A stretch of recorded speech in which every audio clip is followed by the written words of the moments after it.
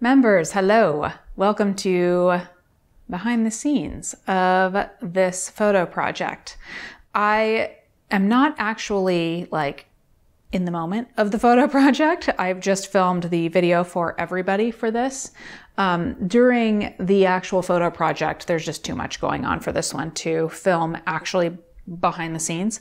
But I have some notes here. I have my notes from the video that I made for everybody, and I want to kind of expand on everything that I talked about for you all and talk a little more about gear and editing. Okay, so first of all, the gear that I used was the Nikon Z7 and its 24 to 70 millimeter f4 lens.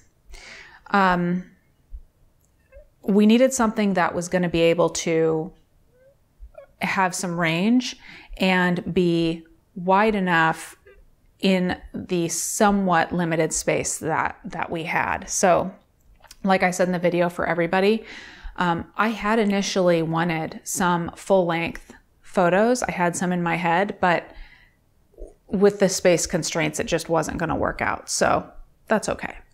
It was more important to me to not have my smoke detectors going off or not being stressed out about my smoke detectors going off while I was shooting. So shooting in the garage was just fine by me, even though it was limited in space.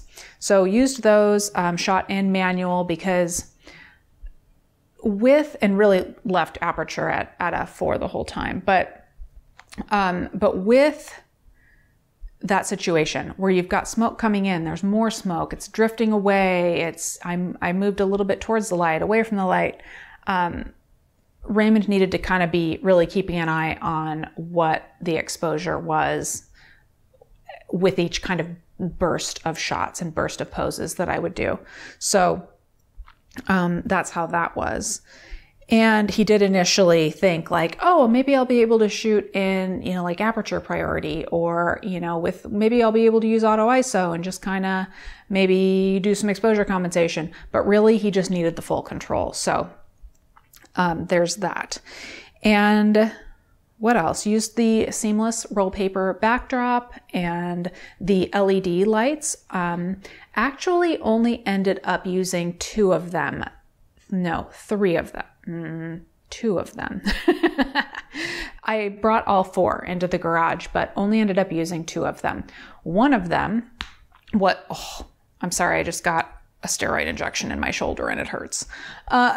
In case you didn't know, I fell off my mountain bike and my shoulder's been bugging me. It's been a month. It's still kind of bugging me. I did end up getting the old injection in there and it didn't hurt so bad, but now it hurts because anyway, that's how it works.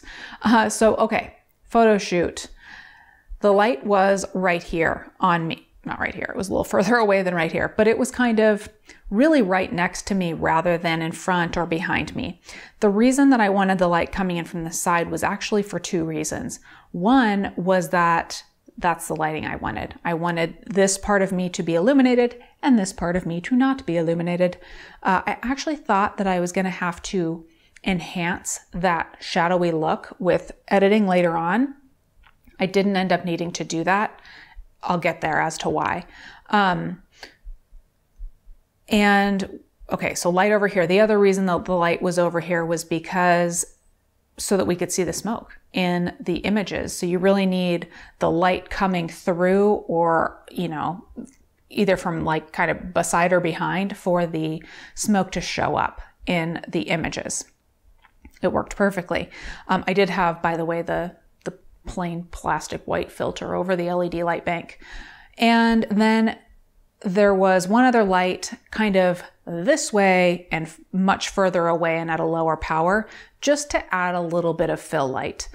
So there's that. That was how the lighting was set up. Then, Raymond was just dead ahead and taking picture after picture, being as far away as he could to get a nice natural perspective on me while still being close enough. Anyway, what did I say I was going to get back to? Why I didn't have to do more of the deepening of the shadows on this side of me.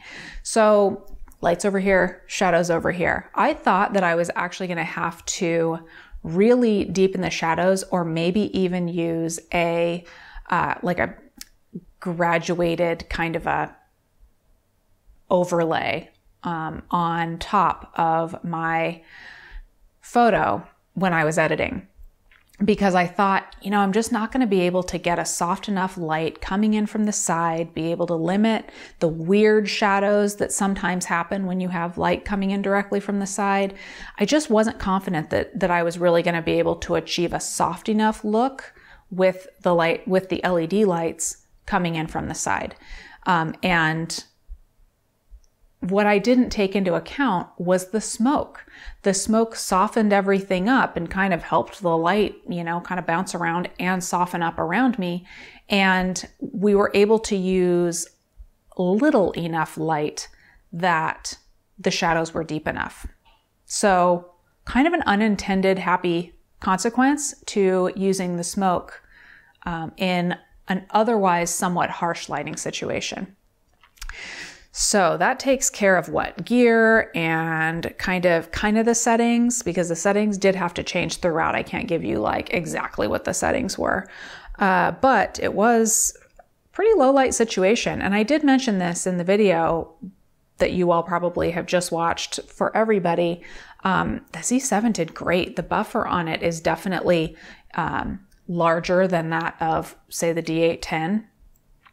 Raymond actually mentioned it when he was shooting. He was like, whoa, the D810 would have stopped me by now, because there were like, I think there were almost 200 photos by the time we were done, because we just kept photo throughout the session. And what else? I talked about inspiration.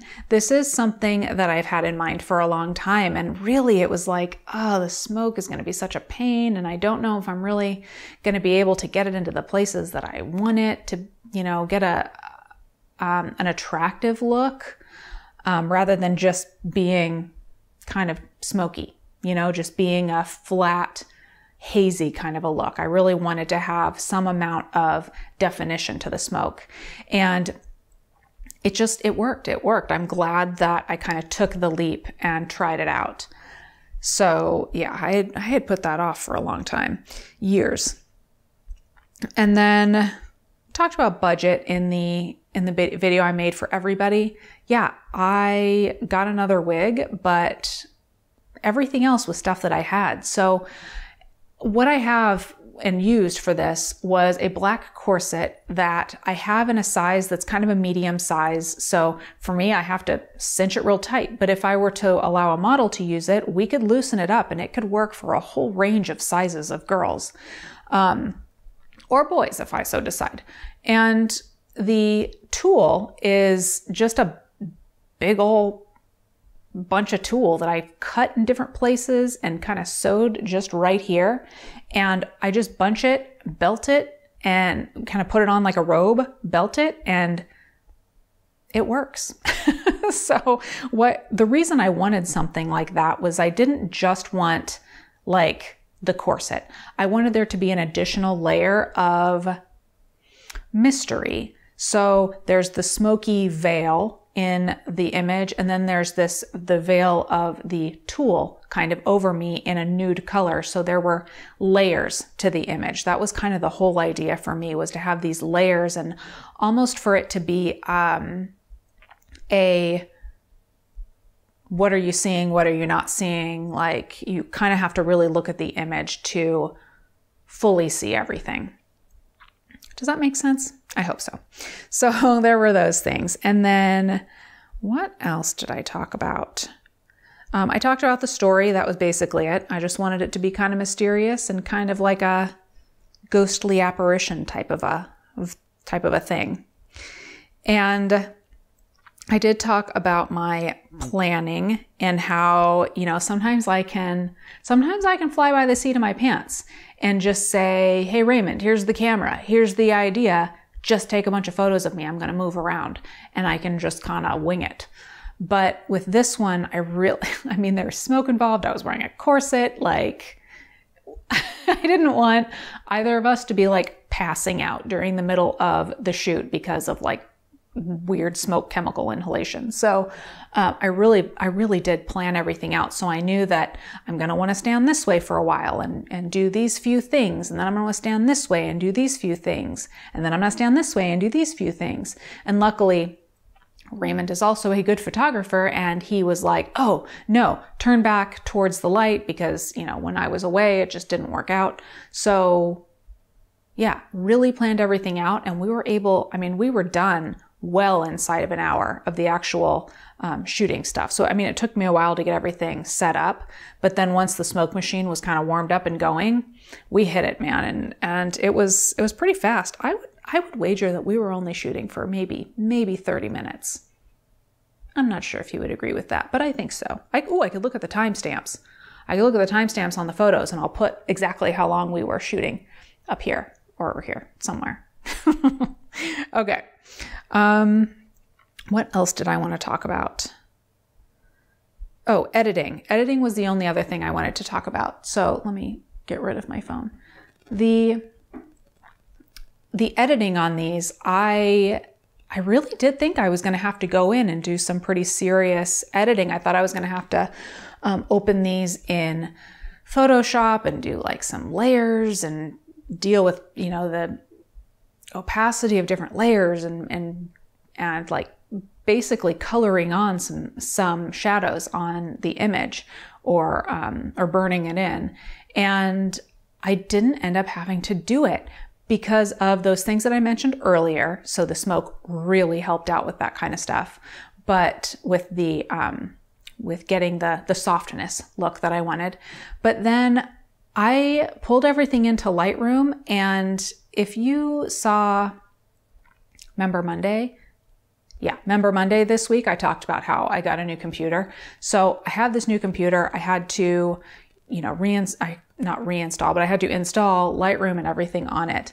And I have an old, I purchased the Nik filter set a long time ago, years and years ago. In fact, I just found my receipt. It was in 2011. And that wasn't even the first time I had downloaded them. So I did, but they've changed hands a couple times since then. And my download keys no longer work. So I downloaded the free trial for these things thinking like, okay, I'm really going to have to get in there and figure out like if I can use a filter of some sort from the Nik filters, and in combination with opening them up later in Lightroom or in Photoshop and burning in some more smoke. I didn't have to do any of that, you guys. I actually used one of the filters that comes in Lightroom. It was called, oh my gosh, I can't remember. It was Color-Matte, I think. And I will confirm that by putting it up on the screen right now.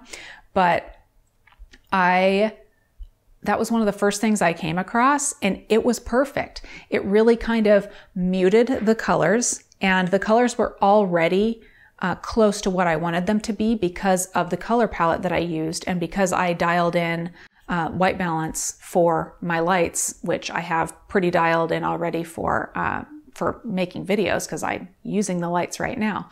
And I also used the portrait picture control, which helps with skin tones. Lightroom apparently does now have the Z7, not apparently, Lightroom does now have the Z7 profiles in it.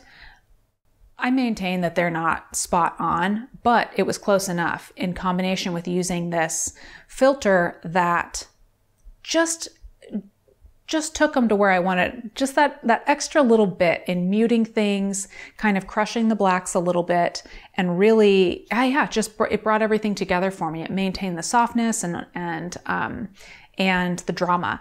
The only other thing I had to do in editing was cropping, because another thing that Raymond knows about me is that when he's taking the photos, he and I don't always see eye to eye on what the framing should be. So he was like, you know, there's a lot going on. There's a lot of smoke and everything. He just cropped everything wide, or framed everything wide when he was taking the photos, so that I was able to go in and crop it exactly how I wanted it. So that's it. That's it, everybody. I will leave you with the photos and a big happy Halloween from me. That's it, everybody. Thanks for watching. I hope you enjoy the gallery.